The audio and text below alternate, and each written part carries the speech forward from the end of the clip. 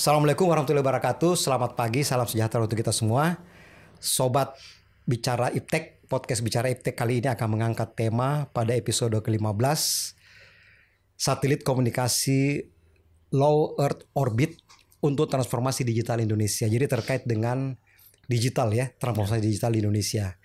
Dan podcast ini mendatangkan tamu ya, yang memang pakar di bidangnya, yaitu Pak Dr. Purwadi ya. Beliau adalah periset Badan Riset Inovasi Nasional, dulu BIPT ya, Badan Pengkajian Penerapan Teknologi. Dan mungkin sebelum kita mulai, mungkin kita salaman dulu Pak. Pak, lebih akrab ya. Jadi ya datang ke sini untuk mengisi acara podcast ini ya. Jadi mungkin Pak Dr. Pur mungkin bisa menjelaskan singkat aja Pak. Ya, S1, S2, S3-nya di mana, bidang apa itu aja dulu. Sambil jalan kita pekerjaannya kita bisa elaborasi kan. Ya, silakan Pak. Siap. Baik, terima kasih Pak Sadli. Jadi ya saya memang lulusan dan dibiayai oleh Pak Habibie ya untuk sekolah beasiswa Habibie dulu ya. Beasiswa Habibie. Ya. Jadi saya S1, S2, S3 di Perancis di bidang elektroteknik dan sistem kendali Pak. Jadi S1 kontrol sistem dan elektronik. Ya, S1 gitu saya ya? di Paris, S2, S3 saya di Toulouse. Ya, Toulouse itu kota aerospace lah ya. Aerospace ya betul. Di Paris apa? University de Paris atau? Bukan, saya di École Spéciale de Mécanique Électrique. Jadi sekolah tinggi teknik gitu. mekanika dan elektro gitu. Jadi kalau di sana begitu Pak, sistemnya beda antara universitas dengan sekolah teknik tuh beda, dua jalur yang berbeda. Jadi sekolah teknik di situ juga ada sekolah mode ya. Paris kan? Paris. Iya. Siap. Ya gitulah. S1-nya di mana Pak? S1 saya di Paris. Di Paris, sampai S3 di sana? S2 dan S3 di Toulouse. Oh di Toulouse? Di Toulouse, di Politeknik. Oh berarti nggak pernah di Indonesia ya? Nggak pernah. Wah ini pernah Pak. Pertama kan biasanya saya seminggu di ITB. Masuk dulu Pak. di ITB kan? Seminggu di ITB saya. Baru berangkat gitu. Oh iya. Seminggu di ITB ya sebenarnya saya. Cuma jadi bidangnya elektro dan kendali ya, sistem kendali. Betul. Iya, mungkin itu dulu Pak ya, apa perkenalannya. Dan Bapak afiliasinya kan di BRIN ya, di Pusat Riset Elektronika ya. Betul. Jadi memang inline dengan kompetensinya gitu. Betul. Dan ini betul-betul pasti kuat gitu ya, karena inline kan nggak siksak gitu ya, kan seperti itu. Insya Allah, ya. Jadi temanya itu kan low Earth orbit ya, satelit untuk transformasi digital. Ya, betul. Kalau mungkin orang teknik elektro atau apa mungkin paham ya. Iya. Sudah paham kalau seperti. Tapi kalau orang-orang awam kan juga makin banyak yang ingin tahu gitu ya. Kira-kira bisa dijelaskan nggak Pak apa itu komunikasi LEO ya? Low Earth orbit, dan bagaimana speknya, spesifikasinya, serta regulasinya bagaimana sih? Siap. Jadi LEO satelit itu sebetulnya satelit lah seperti yang kita udah kenal ya. Satelit cuma diletakkan di jarak antara 500 sampai low 2000, orbit ya? Di low orbit, jadi antara 500 sampai 2000 km dari permukaan bumi lah itu kira-kira. Sehingga biasanya kalau tinggi itu kan karena bumi nggak bulat kayak bola ya, jadi berubah-ubah gitu. Tapi biasanya kita menggunakan istilah waktu tempuhnya. Jadi waktu tempuh untuk mengelilingi bumi itu kira-kira kurang dari 2 jam lah. Satelit. Jadi kita punya repeating time-nya berapa lama? Kembali ke tempat semula. Iya tuh 2 jam itu. 2 jam itu? Kurang dari 2 jam. Berarti cepat dong ya? Iya, kayak satelit. Bukan hari mainnya ya, jam. Karena mungkin telekomunikasi itu ya. Iya, karena memang jaraknya dekat sama bumi ya. Iya. Muternya harus cepat gitu kan. Memang selain LEO ada yang medium, yang MEO, ada yang geostasioner yang kita biasa kenal kan, satelit geostasioner. Nah itu di ketinggian 50.000 kilometer gitu. Nah itu ini. Tapi kalau kita LEO itu ya jaraknya sampai 2.000 kilometer lah kira-kira. Dan ya satelitnya karena dia dekat dengan bumi, dia lebih banyak terkena gesekan gitu. Jadi atmosfer. Oh gitu. Sehingga dia ada yang namanya drift. Jadi dia agak turun dari ketinggian yang diperkirakan gitu, sehingga butuh energi lebih untuk meletakkan kembali ke posisinya. Nah, biasanya satelit LEO itu butuh lebih banyak energi lah untuk melakukan adjustment itu daripada satelit GEO. Makanya umurnya biasa lifetime-nya tuh lebih pendek daripada geostasioner. Oh gitu. Bisa 10 Ini tahun Leo ini lah. punya siapa? Buatan apa? Zaman. Iya. Yang kita bisa. Jadi satelit yang Leo itu banyak Pak. Sebetulnya bukan cuma telekomunikasi ya. Konstelasi ya? Iya. Jadi kalau untuk mengcover seluruh permukaan bumi, kita butuh ribuan lah satelit. Leo itu kayak Starlink. Itu jumlahnya ribuan itu. Oh, saat ini Leo itu dipakai oleh telekomunikasi itu ya? Ya, itu salah sebenarnya selain satunya. telekomunikasi juga banyak. Yang Banyak lain juga banyak. Yang lain juga banyak ya. Satelit-satelit observasi Iya. bumi kita semua Leo semuanya. Iya betul itu. Iya. Jadi kayak apa? Teleskop ya, teleskop Hubble, Webb itu semuanya Leo. Terus satelit-satelit yang kita pakai untuk memantau kebakaran hutan itu juga Leo juga. Iya. Jadi banyak sebenarnya. Makanya di situ di daerah orbit itu yang salah satu bahaya yang mulai sekarang kita perhatikan adalah debris. Oh, debris. Debrisnya satelit itu Iya. banyak. Karena ribuan kan? Iya, kena ribuan dan awalnya udah rusak juga. Iya, Ada iya. yang harusnya kalau rusak kan dinaikkan ya, dibuang gitu. Tapi ada juga yang masih tertinggal di situ. Jadi itu salah satu masalah di Leo. Tapi ya itulah kira-kira satelit Leo ya dia ketinggiannya kurang dari 2000 meter, kemudian lifetime-nya juga sedikit lebih pendek ya daripada Iya. Jadi saya pikir geostasioner. penjelasan Bapaknya sudah jelas ya dari apa sih Leo itu ya, satelitnya Iya. itu kan. Leo itu kalau nggak salah horoskop juga kan. Kan gitu. Terus kamu Low observation orbit ya, low orbit. ya, low orbit ya. Ya kan seperti itu. Jadi memang untuk telekomunikasi salah satunya di sini. Ya. Bagaimana ini Pak kondisi saat ini di Indonesia dan pengembangannya seperti apa sih?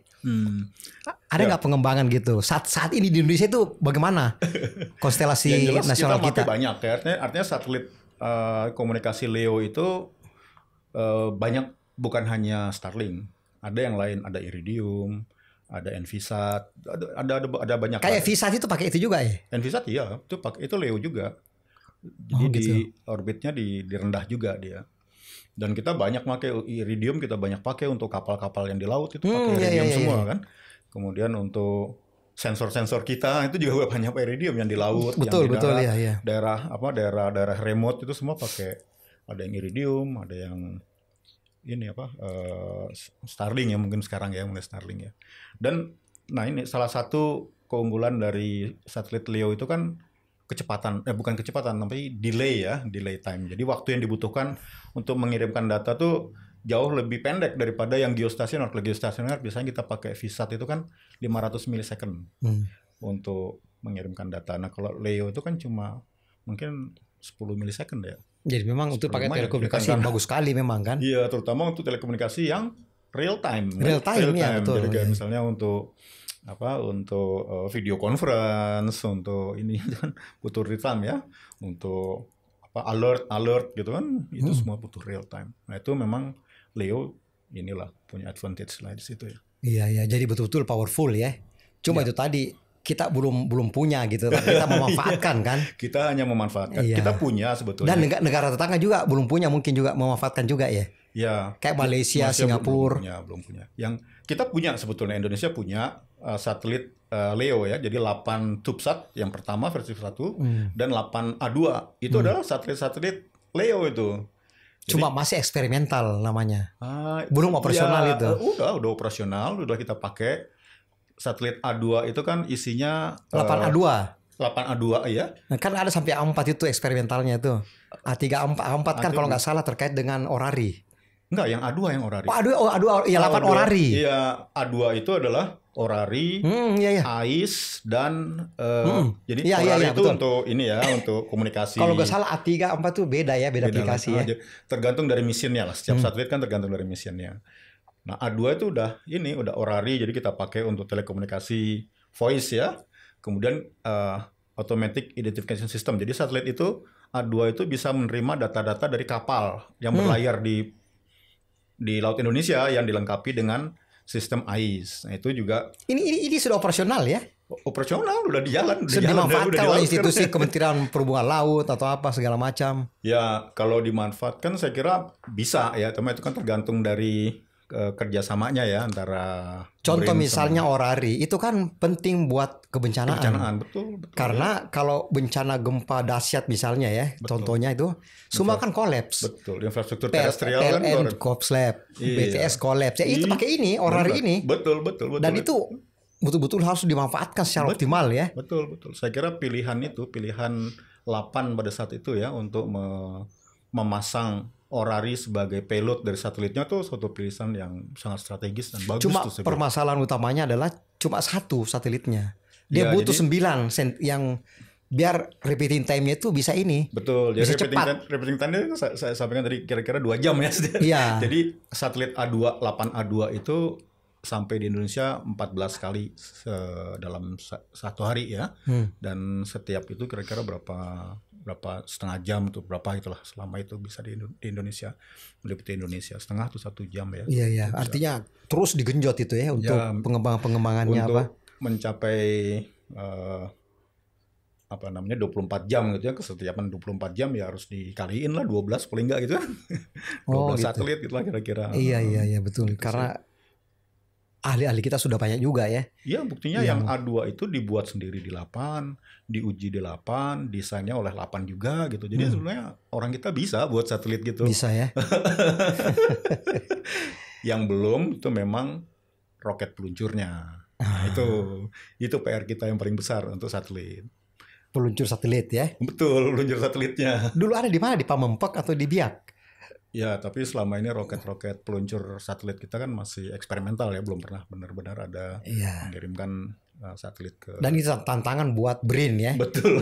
Itu Bagaimana tantangan caranya buat melengkapi itu sehingga kita bisa meluncurkan sendiri kan? Betul.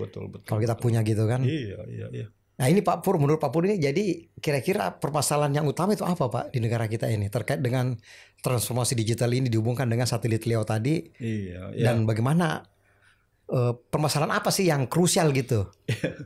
Saya kira yang krusial karena memang ini satelitnya satelit luar semua ya, terutama untuk transformasi digital ya, artinya menggunakan data-data digital, bukan lagi orari tadi kan 8 bisa ya. Tapi kalau digital enggak, kita nggak punya. Yang punya itu semuanya buatan luar negeri. Jadi Digital kita nggak punya? yang digital kita nggak punya kan, telekomunikasi digital kita satelit nggak punya, cuma ada itu tadi kan Starlink, ada Invisat sama Iridium, semuanya kan punya luar semua Iya punya luar, itu. ya. Dan negara lain juga belum punya. Dan lain juga Tetangga belum kita punya. kan.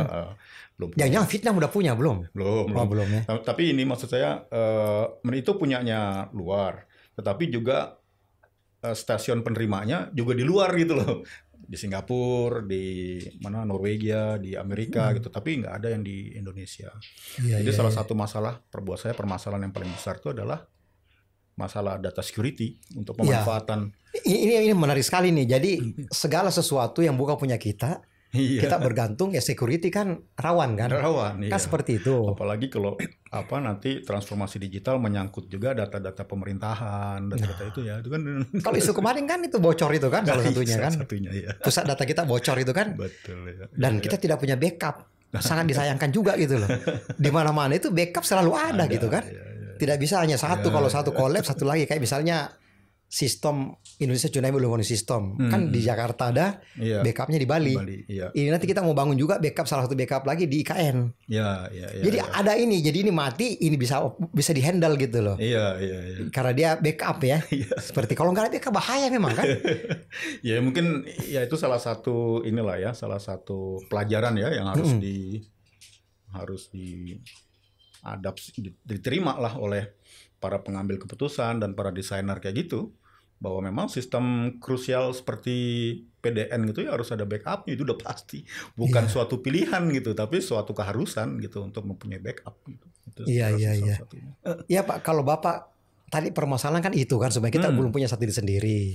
Iya. Kemudian infrastruktur juga masih belum 100% stabil gitu ya, karena itu tadi kan ada backup, ada apa segala macam gitu kan. Iya. Yang saya lihat ini kayaknya cukup complicated gitu loh. Jadi siapa kira-kira jadi imam di Indonesia ini? Ya, semuanya ada di ini. Terus Kominfo ngapain misalnya? Kenapa bukan Kominfo yang imam, yang lainnya mengikut gitu? Atau bagaimana? Apa saya salah gitu? Karena kalau amburadul begini, jadi kalau ada masalah itu langsung kita tahu institusi A yang bertanggung jawab. Di sini langsung diselesaikan di situ kan kita ini. Ini kan enggak, ada yang bilang di sana, ada bilang di sini. Itu gimana menurut Pak Puri sebagai pakar di bidang ICT ya? Ya kalau secara umum ICT ya, kalau ICT itu pasti imamnya pengguna lah. Harusnya ya, kalau buat saya ya. Imamnya tuh pengguna karena dia yang bisa menentukan ini kebutuhannya untuk apa gitu. Dan menggunakan teknologi apa yang paling cocok untuk dia gitu. Kalau menurut saya sih begitu. Memang akhirnya teknologi. Saya potong dulu Pak. Pengguna ini kan kadang-kala kan bukan ahli di bidang teknologi itu. Betul. Misalnya di desa daerah di daerah kan ada kan banyak kan di sana kan Pemda apa itu kan nggak paham Pak. Ya. Kalau diserahkan ke sana saya khawatir bagaimana gitu. Mungkin ada asistensi dari Kominfo. Betul. Ya. Yang salah satu institusi kita kan yang di situ saya anggap itu punya SDM yang handal yang memahami ini. Karena kalau diserahkan ke semua pengguna takutnya nanti nggak dikerjakan Pak. Kalau kita membuat sistem itu kan sistemnya DRNO ya Pak ya. Ada di design requirement, objektif gitu kan. Artinya design requirement itu kan harusnya yang berperan itu adalah pengguna. Dia maunya gimana sih? Backup itu juga pengguna. Artinya pengguna berkonsultasi kepada ini. Dia berkonsultasi dengan apakah harus pakai backup atau tidak apa, gitu kan. Ya. Begitu maksudnya. Iya itu saya maksud itu. Jadi bukan pengguna yang kerjakan tapi dia kebutuhannya apa dan juga perlu asistensi. Karena belum tentu dia tahu kebutuhannya apa kan. Di daerah-daerah kan nggak tahu kebutuhannya apa gitu.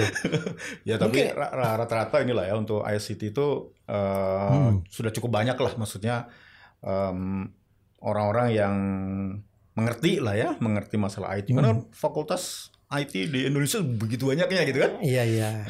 Memang Kominfo sebagai regulator dia harus membuat rambu-rambu. Misalnya backup itu harus. Kemudian penyimpanan data karena ini data strategis pemerintah harus ada di bumi Indonesia. Kemudian misalnya jaringan telekomunikasi yang digunakan atau channel komunikasi yang digunakan adalah milik perusahaan Indonesia, misalnya gitu ya. Iya, itu ada rambu-rambu seperti itu dari Kominfo. Regulasi berarti. Regulasinya, tapi requirement sebetulnya itu memang harusnya sih user ya. Iya. Dengan dengan sesuai dengan rambu-rambu yang ada dari Kominfo. Artinya kita belajar dari kebocoran di hack gitu ya. Di PDN itu kan harusnya kita kan tidak perlu terjadi seperti itu kan kalau memang kita sudah mempersiapkan dengan baik gitu kan. Ini berarti kan kita belum siap gitu ya. Betul. Artinya sedikit aja digoyang udah goyang benar gitu loh kita. Nah, seperti itu juga salah satu yang nanti dengan satelit LEO ini nih. Kalau misalnya kita sudah keenakan lah gitu kira-kira ya. Keenakan dengan menggunakan satelit LEO yang sebetulnya semuanya milik luar negeri ya. Terus kemudian ada konflik entah apalah gitu. Kemudian satelit LEO ini satelit LEO seperti perang Rusia Ukraina juga bisa dipengaruhi ya. Pasti pengaruh. Kan? Iya betul itu. Kayak gini dipengaruhi, itu masalah kita. Itu juga harus salah satu pertimbangan kita mengapa Indonesia juga harus mempunyai sistem sistem sendiri yang memang kita yang punya kontrol gitu. Iya. Gitu. Artinya pengaruh perkembangan lingkungan strategis kan jelas itu dari global ya. Iya. Kan persaingan di bidang telkom ICT itu luar biasa ya. Luar biasa, betul. Itu kan bisnis ya. Betul. Bisnis besar. Dan saya pikir Indonesia tidak bisa lalai gitu ya di situ dalam hal seperti itu kan. Kita kan juga punya orang-orang kan banyak jagoan ini. Iya. Menurut saya sih ya harus dimanfaatkan gitu loh untuk tujuan ini. Tidak bisa kita merasa sendiri ada institusi misalnya merasa saya paling jago gitu. Padahal di luar kan banyak jago kan. Di perguruan tinggi apa itu kan bisa dibikin semacam konsorsium. Betul, atau komite ICT nasional ya. Dibentuk itu dan orang bukan hanya mencari duit ya sebenarnya. Orang itu kalau dianggap ada keahliannya ya. Panggilan negara ya, pasti kan dia mau seperti itu. Betul. Ada pride lah ya. Melihat dari perkembangan global ini, Pak, kan persaingan ini sebenarnya kan, betul. Persaingan negara-negara besar, mau Cina, Amerika, Eropa segala macam itu kan, terkait dengan di bidang telekomunikasi ini. Nah ini kan ada isu baru ini. Ya banyak kan orang-orang bertanya juga, saya juga bertanya juga, saya bukan ahli ICT ya. Elon Musk datang dengan naik pesawat pribadi, dijemput oleh petinggi kita misalnya. Dia menawarkan Starlink. Pokoknya tidak ada lagi istilahnya BTS, dia mau rubuhkan semua misalnya kan. Dia pakai satelit aja, dia bawa itu alunya kan, penangkapnya itu. Ya sebagai orang di bidang teknik elektro kan bukan terlalu hal yang bagaimana ya. Tapi kalau orang-orang yang biasa, terkaget-kaget kan kita semua ini. Nah ini bagaimana ini yang selama ini Telkom yang sudah berjalan, kemudian tiba-tiba ada ini, ya memang persaingan sih memang. Tetapi menurut saya memang tidak boleh dimonopoli. Kalau satu monopoli nanti ada apa-apa bahaya kan. Dan yang kedua lagi bagaimana caranya rakyat itu tidak kemahalan gitu loh. Bisa murah kan dalam melakukan bisnis telekomunikasi ini. Nah, ada Starlink masuk. Tapi ini kalau tiba-tiba juga langsung dia disetujui, menurut saya nggak benar juga. Karena belum dikaji. Kenapa sih? Apakah sudah ada kajian? Misalnya Elon Musk datang ke sini ada Starlink ini. Apakah sudah pernah dikumpulkan semua pakar-pakar ICT kita untuk mengkaji ini? Bagaimana sih kalau di Indonesia dipakai ini? Dampak positif negatifnya bagaimana? Dengan Telkom bersaing atau bagaimana? Itu menurut Pak Pur sebagai pakar di bidang ICT itu bagaimana? Ini meresahkan loh Pak di luar sana ini. Jadi kalau ini ya, kalau terkait dengan transformasi digital di Indonesia itu kan artinya bagaimana bangsa Indonesia atau rakyat Indonesia itu bisa mendapatkan layanan yang lebih baik gitu. Nah kalau kita lihat dari statistik itu sebetulnya akses internet yang dilakukan oleh rakyat Indonesia itu lebih dari 90% itu menggunakan GSM. Jadi menggunakan handphone lah ya gitu ya. Nah kalau kita lihat coverage dari GSM itu memang hanya di kota-kota besar, dibagi banyak lah di remote kayak di laut jelas GSM nggak ada kan. Di tengah-tengah Kalimantan juga ya jarang juga. Terluar 3T ya, terluar, termiskin. Itu belum tercover lah oleh tercover GSM. Kan? Iya masih kosong. Makanya kalau buat saya sih adanya satelit Starlink ataupun satelit lain ya, karena nggak cuma Starlink aja ya, ada Invisat juga. Itu ya menutup lah gap akses terhadap internet itu. Jadi banyak bisa kita lakukan di pelosok-pelosok betul. Bisa tertutup itu ya. Iya. Walaupun mungkin di sana bukan masalah layanan terhadap rakyat ya, tapi bisa juga misalnya masalah pemantauan iklim. Itu kan juga butuh banyak sensor ya, karena kan kita karena betul. Itu dengan sensor itu kita bisa memodelkan, memprediksi seminggu berikutnya.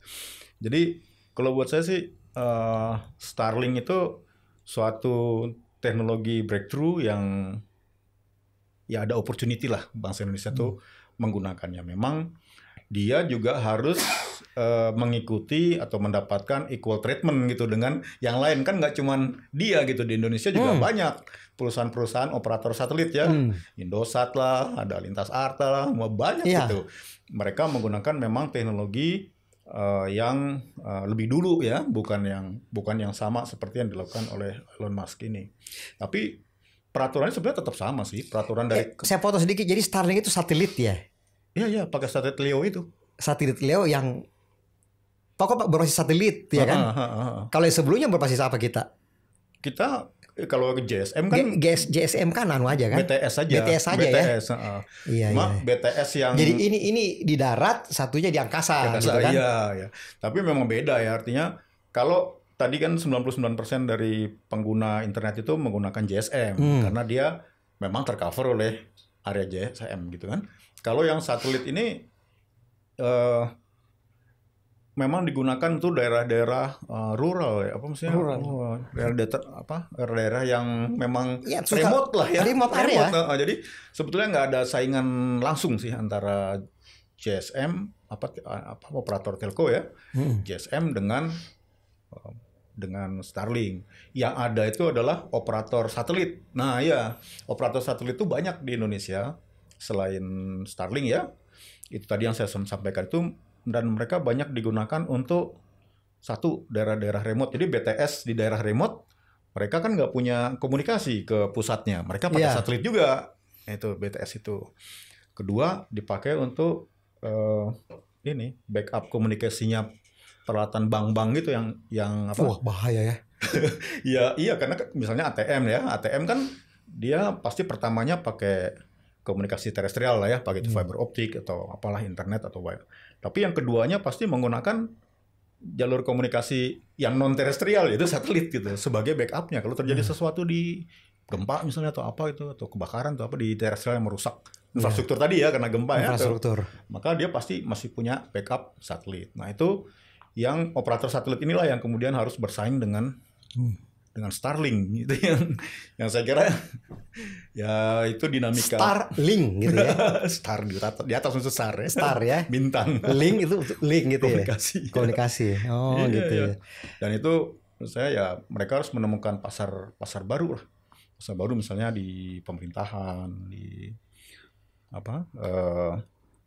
pasar-pasar lain yang non konvensional lah artinya.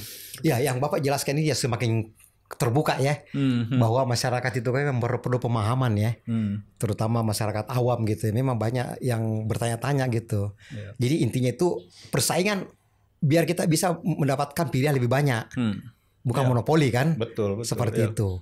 Dan kembali ke situ, kira-kira bagaimana sih kondisi SDM kita, Pak, sampai saat ini di bidang ICT itu? Kan kita ini punya perguruan tinggi, punya lembaga kementerian, lembaga riset dan sebagainya. Bagaimana kira-kira untuk kesiapan SDM itu? Karena negara maju itu kan SDM-nya kuat kan? Betul. SDM dan infrastruktur lah. Ya. Nah kita SDM-nya dulu bagaimana ini Pak sekarang ini? Menurut saya sih, ya nggak tahu menurut Bapak ya, tak paling tahu ya. Jadi kalau menurut saya sih implementasi sistem IT ya, implementasi sistem IT itu ada 4 hal Pak. Yang pertama itu adalah bukan berdasarkan urutan ya, bukan berdasarkan besar, maksudnya ada 4 aspek ini. Satu hardware, jadi masalah infrastruktur. Yang kedua masalah software, masalah aplikasinya. Yang ketiga masalah humanware, jadi masalah SDM-nya. Kemudian yang keempat itu masalah organiware, masalah proses bisnis, masalah organisasi lah gitu. Nah untuk 2 yang terakhir ini, yang humanware dengan organiware itu saya kira orang-orang Indonesia udah jago lah gitu. Karena itu berhubungan sama budaya kan, sama budaya. Jadi kalau mau implementasi di Indonesia, ya humanware-nya itu orang Indonesia, karakteristiknya seperti ini, budayanya seperti ini, dia pasti lebih tahu. Dan ya seperti disampaikan tadi, fakultas IT di Indonesia kan udah banyak ya. Iya, hampir di semua ada semua kan. Ada. Jadi saya kira itu orang Indonesia udah canggih-canggih kok untuk masalah ini ya, untuk software, pembangunan software, pembangunan organiware gitu. Dan buktinya banyak juga gitu orang-orang Indonesia yang mendapatkan pekerjaan di Google lah, di Microsoft lah, di mana gitu. Kalau itu jago kita. Ya. Memang tinggal hardware inilah yang kita mesti bekerja ya, fokus lah. Terutama misalnya tadi Leo tadi, karena itu kan memang kita dari dulu kita tahu kita Indonesia itu adalah negara pertama yang menggunakan satelit komunikasi tahun di 70-an Asia, nih. tahun 70. Tahun 70-an. Makanya ya kita sadar pentingnya satelit itu. Nah, inilah sekarang kita ya dengan adanya Starlink, dengan adanya ini keribetan ini sekarang ini, ya bagaimana kita lebih fokus nih sekarang untuk benar-benar mengembangkan satelit sendiri dan infrastrukturnya, satelit, roketnya, stasiun peluncurnya gitu kan, stasiun penerimanya gitu kan, banyak itu satelit. Nah, itu yang Bapak sampaikan ini yang saya pikirkan juga Pak. Jadi SDM dan infrastruktur itu dan fasilitas. Iya. Kita punya perguruan tinggi, hampir semua perguruan tinggi itu punya ICT. Nah, terkait dengan satelit, kita kan punya perguruan tinggi banyak, ada kan teknik mesin, ya, teknik elektro juga ada. Tapi tidak pernah ada kurikulum di mana teknik mesin itu dibuat programnya itu bikin satelit. Mekaniknya kan, koordinasi dengan teknik elektro, orang-orang teknik elektro untuk codingnya segala macam kan. Itu belum pernah ada seperti itu. Jadi mungkin kita galakan seperti itu mungkin ya. Yang dulu sih ada Pak ya, dulu ada konsorsium satelit nasional ada. Ada ya? Pernah ada untuk, tapi ya nggak tahu itu apa. Iya, maksud saya itu kurikulum yang ada di perguruan tinggi itu bisa di ITB, di UI, ITS kan ada teknik-tekniknya itu. Iya. Ada teknik mesinnya itu misalnya, kenapa sih nggak bikin satelit? Kenapa sih? Saya pernah ke Cina dulu ya, ini sebagai ilustrasi ke Cina, mau menjajaki itu satelit untuk deteksi monitor gempa. Dia bilang punya, tapi kita belum komersialkan. Kita pakai sensor geomagnet. Saya bilang, ini yang bikin siapa? Dia bilang kalau di Cina itu hampir semua universitas bisa bikin satelit. Kayak kacang goreng katanya.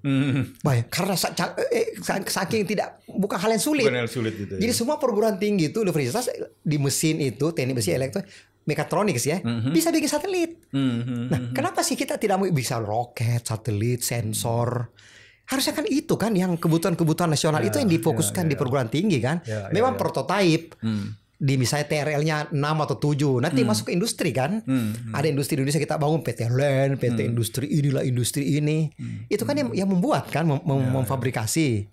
Nah, itu belum terbangun Pak kayaknya. Ya kalau saya sih mikirnya gini ya. Jadi kalau misalnya desain kemudian prototype itu kita bisa lah ya buat ya. Anak bangsa bisa. Bisa kita buat. Saya yakin ya buktinya 8 bisa buat juga gitu kan ya. Iya. Walaupun sekarang baru 8 yang buat, yang lain kita masih belum tahu. Tapi konsorsium dan upaya tuh ada. Cuma ada satu hal yang saya masih khawatir tuh adalah laboratorium uji, Pak. Satelit itu environment-nya beda sama di permukaan bumi nih kan. Serangan gelombang elektromagnetik dari matahari dan segala macam berbeda, temperatur juga berbeda segala. Nah, itu yang menurut saya kita di Indonesia mungkin baru 8 yang punya satu ya. Iya, di satelit pengiriman jauh itu kan yang di Ranca Bungur ya. Iya, itu jadi, tapi kan pindah semua kan. Maksud saya setelah kita membuat prototipe kan, prototipe itu sebelum diluncurkan, kan meluncurkan satelit mahal. Jadi jangan sampai gagal dengan satelitnya kan. Nah, itu harus diuji dulu di suatu laboratorium. Nah, laboratorium ini yang tempat pengujian inilah yang menurut saya sih kita masih kekurangan ya. Yang ada juga ya mesti ditingkatkan lagi atau direaktifkan lagi gitu kan. Ya, saya tahu itu baru satu yang di Ranca Bungur itu, saya pernah ke sana soalnya. Karena banyak Pak, jadi bukan hanya temperatur, kan ada getaran, temperatur, kemudian ada ketahanan terhadap gelombang elektromagnetik. Dan ruangannya juga kita pakai ini kan, bajunya kan lain kan. Baju astronot kayak mikrobiologi lah. Virus-virus gitu kan nggak boleh apa gitu. Gelombang elektromagnetiknya juga gitu kan harus diperiksa gitu. Banyak lah itu lab-lab itu yang harus kita lengkapi itu untuk bisa betul-betul seperti Cina tadi. Cina mungkin mereka udah biasa ya buat satu, dites, oke, lempar gitu kan.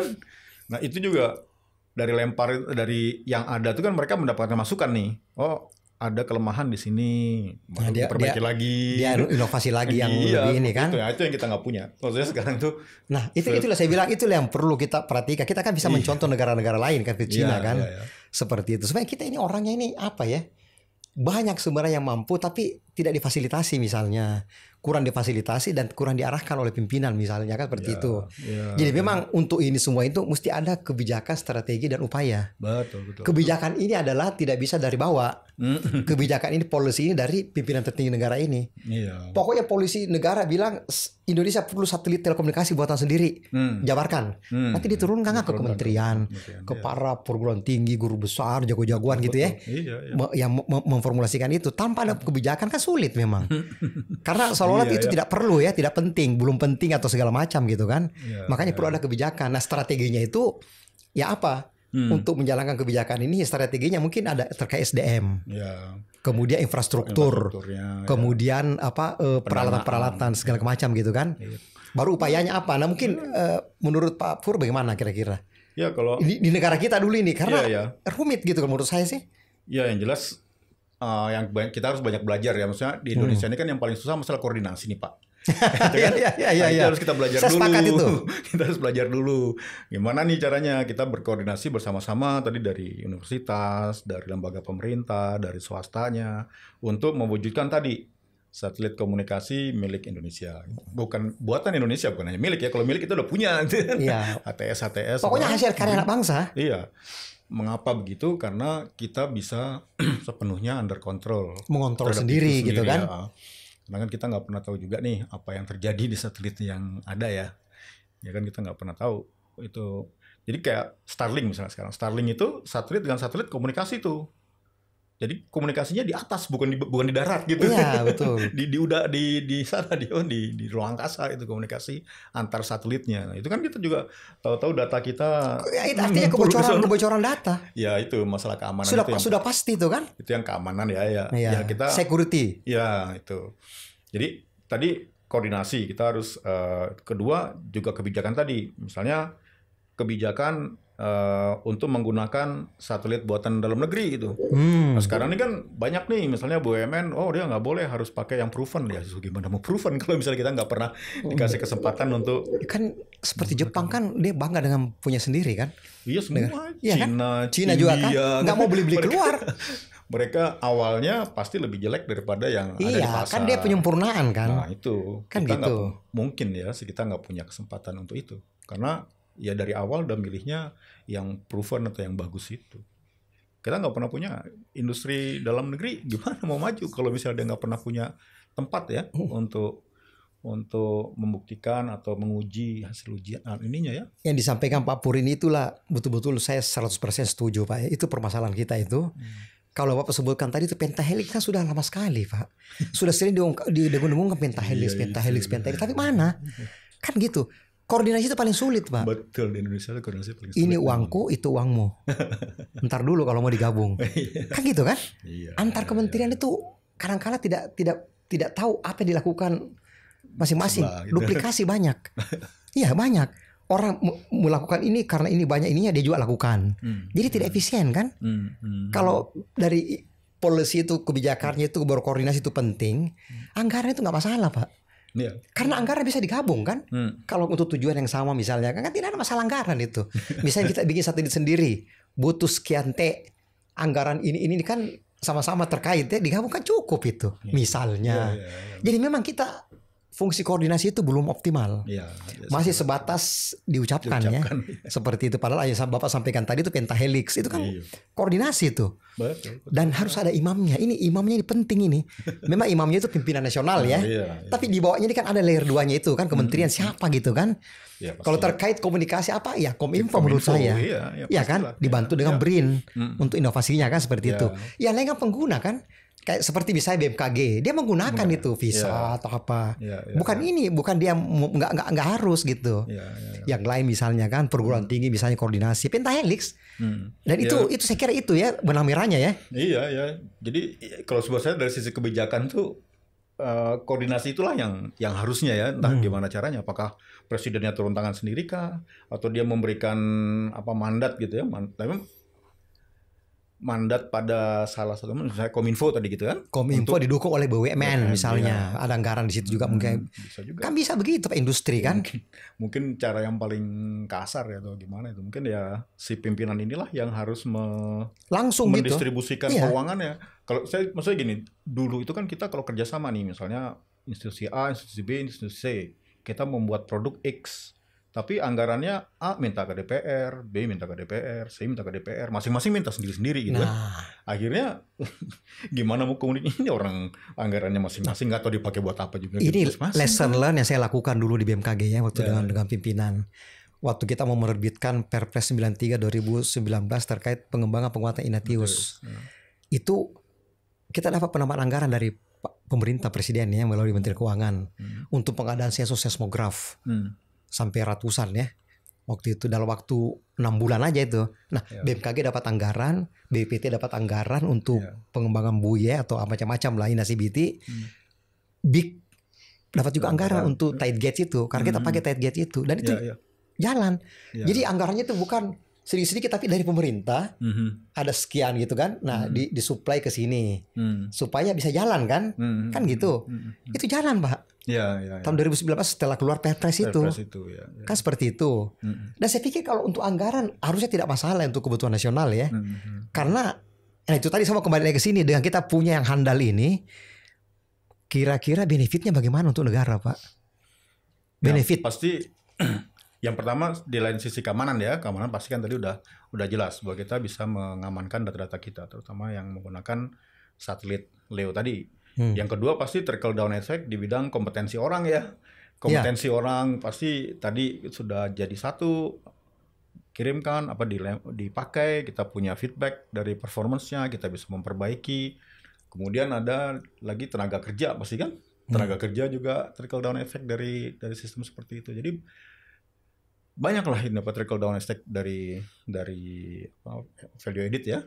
Produk yang kita buat sendiri itu. Iya. Bandingkan dengan kalau kita beli ya udah uang dipakai sekali keluar. Paling yang di sana nanti kan kita dapatnya ini ya. Istilahnya tuh no data no pay. Iya. Iya kan? Iya, bisa juga. Uang kita ini datanya sini. Iya. Nggak, maksud saya dari ini ya, dari sisi dari sisi edit value kita ya, buat kita ya.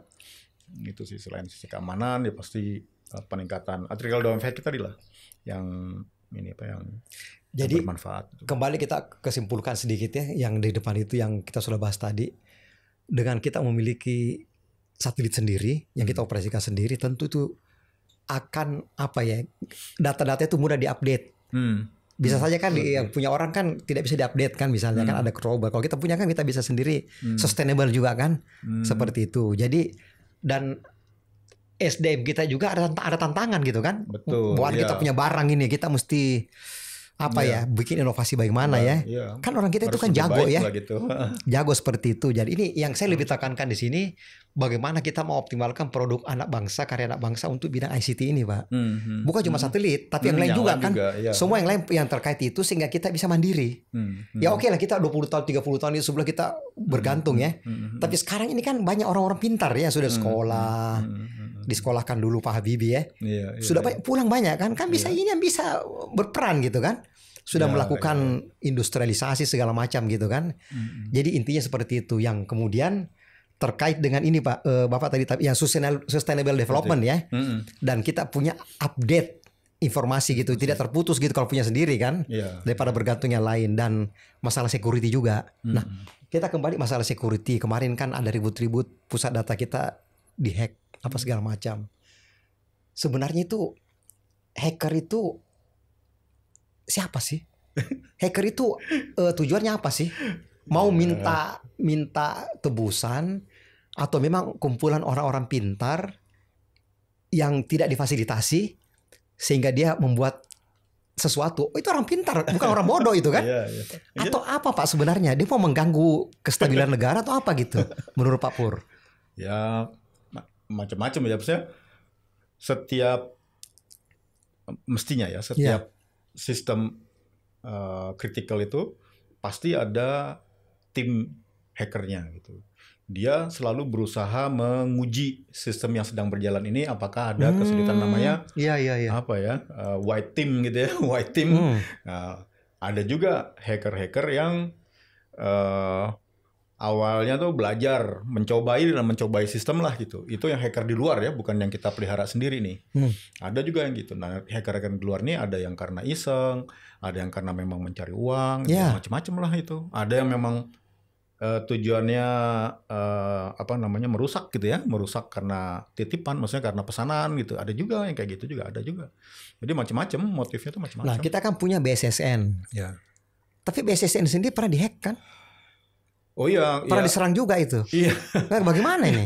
Ya artinya kalau dalam sistem IT kita selalu maksudnya gini, dalam sistem IT itu kita harus punya mitigasi bagaimana kalau sistem kita terkena serangan cyber ya, serangan cyber atau terhack langsung gitu. Karena tidak ada sistem di dunia ini yang aman. Yang aman. Ada. Pokoknya bisa diterobos lah kalau kita lengah. Karena polisi, dan ini kan masalah polisi dan maling ya, siapa yang lebih duluan gitu. Nah ini menurut saya sih ya semua sistem tuh harus dilengkapi dengan mitigasi itu. Istilahnya tuh business continuity plan ya. Jadi business BCP gitu. Jadi kalau misalnya kita membuat suatu sistem IT ya harus kalau ada terjadi ini kita melakukan apa, ada SOP-nya lah yang kita punya bisnis begitu, seperti itu kan. Tidak pernah. Dan itu kalau nggak salah itu ada kan namanya CISR. Ya. Nah, saya dulu di BMKG CISR kita udah punya. Ya kan, respons cepat gitu kan kalau ada gini-gini. Dan kita sudah kerjasama dengan BSSN, kita lakukan itu, dan memang tim IT juga kita pasang yang handal ya di pusat jaringan komunikasi seperti itu. Jadi memang orang-orang ahli IT ini mesti memang ditempatkan di situ memang yang vital-vital itu ya. Dan kira-kira Pak Dr. Purwadi setuju nggak? Saya pernah dengar ada perkumpulan hacker dunia, kayak semacam konsorsium. Saya malah mendorong teman-teman saya yang jago-jago itu ikut di situ, di organisasi itu. Jadi ikut di perkumpulan hacker dunia.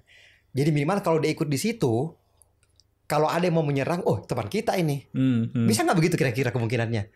Kita kan satu grup ini perhimpunan. Terus tiba-tiba dia mau serang misalnya institusi di Indonesia. Itu kan ada anggota kita, teman kita ini.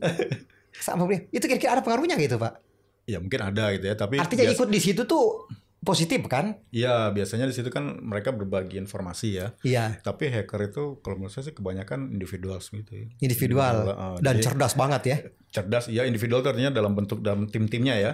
Mereka punya satu tim 5, 6 orang atau 10 orang, itu mereka sangat individual, tidak ya tadi apa terposeliro gitu. Tapi jiwa korsa kalau dia masuk di dalam perhimpunan hacker dunia itu pasti kan masa nggak ada sih Pak? Jiwa korsa teman kita masa mau serangin teman kita sendiri. Iya, misalnya begitu ada nggak dampak psikisnya gitu?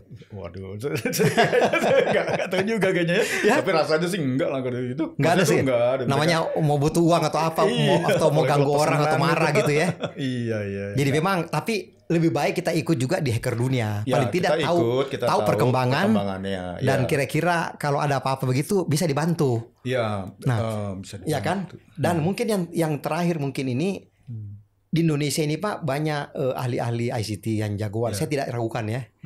Menurut Pak Dr. Purwadi ini bagaimana ini bisa mensinergikan ini jago-jagoan ini? Misalnya contohnya ya tiba-tiba kita pusat data nasional diserang. Ini bisa berfungsi Pak ini. Gimana caranya menurut pandangan Bapak? Ini ahli-ahli ini bisa kita gerakkan untuk pemerintah memfasilitasi aja. Jangan selalu merasa kita sudah bisa semua. Tim inilah yang digerakkan untuk menyelesaikan itu. Kita fasilitasi gitu sebagai negara. Bagaimana menurut Bapak? Jadi biasanya tim-tim ahli ini mereka punya asosiasi ya. Iya betul itu. Untuk security, kemudian ada macam-macam lah. Bisa direkrut, diambil kan di satu ini. Saya beberapa kali juga BSSN bekerja sama lah dengan asosiasi-asosiasi ini ya untuk membahas, menganalisa, melakukan audit, melakukan itu mereka kerjasama itu. Menurut saya sih suatu hal yang ini ya, yang bagus ya. Tapi memang tidak mudah. Hacker itu memang sangat individualis sebetulnya sih. Jadi walaupun mereka hacker Indonesia juga ada ya, hacker dari Indonesia juga ada yang melakukan itu, dan itu beberapa kali difasilitasi sebagai test pen, jadi sebagai penetration test ya, pen test maksud saya, sebagai upaya kita untuk mengetahui kelemahan sistem kita sendiri gitu. Nah itu ada juga seperti itu. Jadi ya bagus sih menurut saya sih kalau misalnya yang saya maksud Pak bukan apanya. Jadi ahli-ahli ICT kita ini kan banyak ini yang muda-muda ini. Saya percaya jauh-jauh banyak. Itu ada bagaimana caranya, ada wadahnya misalnya apa. Nah kalau ada apa-apa yang terjadi ini bisa langsung digerakkan Pak untuk membantu. Jadi pemerintah itu kan sudah banyak yang diurus misalnya. Yang ini itu misalnya penyempurnaan sistem, penyempurnaan backup segala macam. Ini yang diminta bantuan ini. Ya tentu kita tentu perlu anggaran. Ya boleh. Tapi ini efektif gitu loh dipakai dan mereka juga merasa untuk negara ya. Kan lain itu Pak. Kalau negara yang panggil kan Pak terpanggil gitu ya. Tapi ini dia dihormati, dihargai sebagai jagoan. Jadi kalau ada apa-apa yang terjadi dia yang bergerak. Ya itu. Jadi saya sampaikan tadi. Jadi misalnya negara nih katakanlah kemarin Kominfo ya, yang di Pusat Data Nasional gitu. Ya mereka kerjasamalah dengan asosiasi ini untuk melakukan pentest atau melakukan audit gitu kan, atau melakukan apa gitu untuk menyempurnakan PDN yang sedang didesain atau yang sudah jadi gitu kan sekarang PDN sebetulnya PDN yang sebenarnya kan masih didesain ya, masih dibuat ya, yang sekarang ini kan yang sementara nih. Nah itu jadi bisa sih kerjasama itu bisa dan bagus dan sudah jalan. Memungkinkan dia sudah jalan juga. Itu sudah pernah jalan saya nggak tahu ya sekarang ya. Respon cepat itu yang penting kan. Jangan sampai sudah berhari-hari kok nggak kelar gitu loh. Itu. Padahal ada orang ini yang jagoan-jagoan ini kenapa nggak itu? Kita jangan ego sektoral misalnya. Kita kita fasilitasi kan untuk negara. Jadi memang apa yang Pak Pur jelaskan ini sudah sangat konferensi, tapi kalau kita ini satu semester nggak cukup.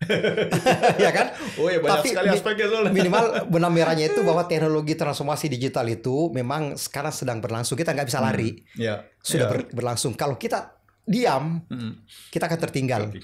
Dan kita tidak bisa mengikuti perubahan-perubahan cepat ya. Zaman sekarang ini kan ada Starlink, ada ini. Tapi kalau kita siap, apapun itu kita pasti siap kan. Baik SDM kita segala macam, kita nggak perlu panik gitu. Muncul ada orang bule datang aja kagetan kan. Jadi istilahnya orang ojo kagetan gitu ya. Jadi kita siapkan diri aja, mengkaji teknologi di luar apa gitu kita ikuti. Dan juga terkait dengan hacker tadi ya, kita kan itu kan hangan-hangan saya aja Pak. Kita jadi ikut hacker dunia gitu, asosiasi kan, minimal teman gitu kan, sesama profesi gitu. Tapi semua itu tergantung dari niat orang ya.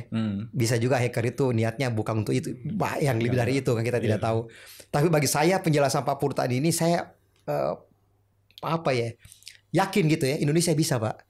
Dengan ada SDM Indonesia, tinggal bagaimana pemerintah ya, itu memfasilitasi semua anak-anak bangsa ini untuk berkarya ya, berinovasi. Ada BRIN, Badan Riset Inovasi Nasional kan, yang di situ kan jago-jagoan banyak lah ya, perguruan tinggi juga kan.